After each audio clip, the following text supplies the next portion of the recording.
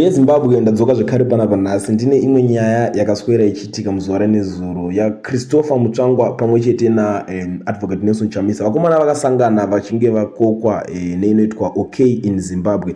So ndo pavakatanga kutorwa mifananidzo vari vese, but inini ndinonyatsonzwisisa chinonzi kutorwa mafoto chechinenge chiitika. Pane anenge arequesta kutorwa foto nemumwe, so inini ndakazoroti alright, Chamisa chamira pa madhara makuru ana Mutsvangwa danani vakutomhanyira kutorwa foto, because iwe kana uchitorwa foto nemunhu kana ari arequesta foto, akumbira foto ndiani akamira pamberi, unotarisa nemashoulders, but ukadatarisa mashoulders Chamisa anga ari nechekumashure, madhara ana Mutsvangwa ndo anga ari neshoulder riri pamberi, chitorwa vese mafoto, cause vanakanyembera umana vari ikoko, but nechemumwoyo anonyaziva kuti uyu mvesi uyu vanenge vareka kumutera kavanenge vachiita. So panapa iyewo advocate Nelson Chamisa akazobudawo ari kunyora pa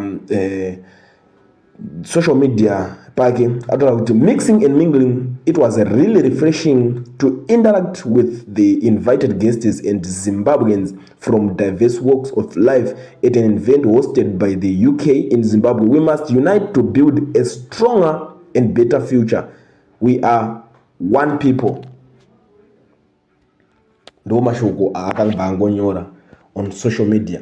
We are one people tichitaurirana tichidai so, but chinyanyoti kana kuti politics dzemuZimbabwe maitiro adzo manje haaratidzi kuti we are one people, but uyu mukuru anenge aneka kuunderstand, so ona anenge asina kuramba kutorwa nawo maphotos vana, because anenge zoti next time azvishamisi kutozonzwa kuti madhara vanga vachitomuvhotera, but kana zvazvekurarama manje vakazoona kuti aure zvinhu zvinozominga papublic stand, munhu isanga ibude kuti aiwa tiri nechinji. Ndosona kuti sometimes vanhu ivavo vanozongomuka vakunzi avakungodzingwa muzvimaposition zvavanenge vari, because vanenge vatitanga vanenge vaonekwa nzi aiwa vanhu ava, but anga handisi kuti Mutsvangwa akavhotera Chamisa kana kuti chii, but ndiri kuti vanonzwanana kana kuti anofarira Chamisa already. Ndo nyaya yandakaonawo zvangu inini. Hamene kuti imi muri kuionawo sei, makatarisa this pic.